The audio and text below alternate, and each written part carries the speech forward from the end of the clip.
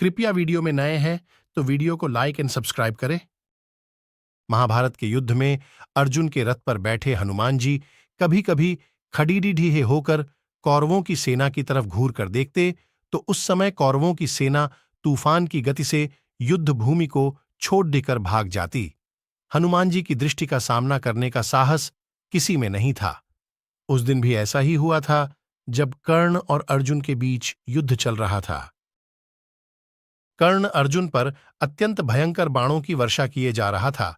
उनके बाणों की वर्षा से श्रीकृष्ण को भी बाण लगते गए, अतः उनके बाण से श्रीकृष्ण का कवच कटकर गिर पड़ा और उनके सुकुमार अंग पर बाण लगने लगे। रथ की छत पर बैठे पवनपुत्र हनुमान जी एकटक नीचे अपने इन आराध्य की तरफ ही देख रहे थे। श्रीकृष्ण कवचहीन हो गए थे।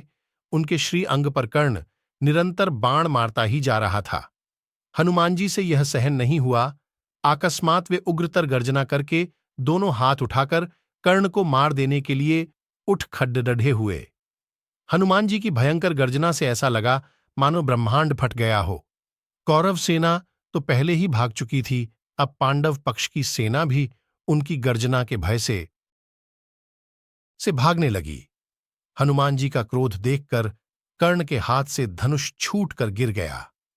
भगवान श्रीकृष्ण ने तत्काल उठकर अपना दक्षिण हस्त उठाया और हनुमान जी को स्पर्श करके सावधान किया। रुको, तुम्हारे क्रोध करने का समय नहीं है। श्रीकृष्ण के स्पर्श से हनुमान जी रुक तो गए, किंतु उनकी पूंछ खद्दी होकर आकाश में हिल रही थी। उनके दोनों हाथों की मुट्ठियां बंद थीं। वे दांत कटकटा रहे थे और आग्नेय नेत्रों से कर्ण को घूर रहे थे। हनुमान जी का क्रोध देखकर कर्ण और उनके सारथी कांपने लगे। हनुमान जी का क्रोध शांत न होते देखकर श्रीकृष्ण ने कड़ीडीठे स्वर में कहा, हनुमान, मेरी ओर देखो। अगर तुम इस प्रकार कर्ण की ओर कुछ क्षण और देखोगे तो कर्ण तुम्हारी दृष्टि से ही मर जाएगा। यह त्रेता युग नहीं है। तुम्हारे पराक्रम को तो दूर, तुम्हारे तेज को भी कोई यहां सह नहीं सकता। तुमको मैंने इस युद्ध में शांत रहकर बैठने को कहा है। फिर हनुमान जी ने अपने आराध्य देव की ओर देखा और शांत होकर बैठ गए।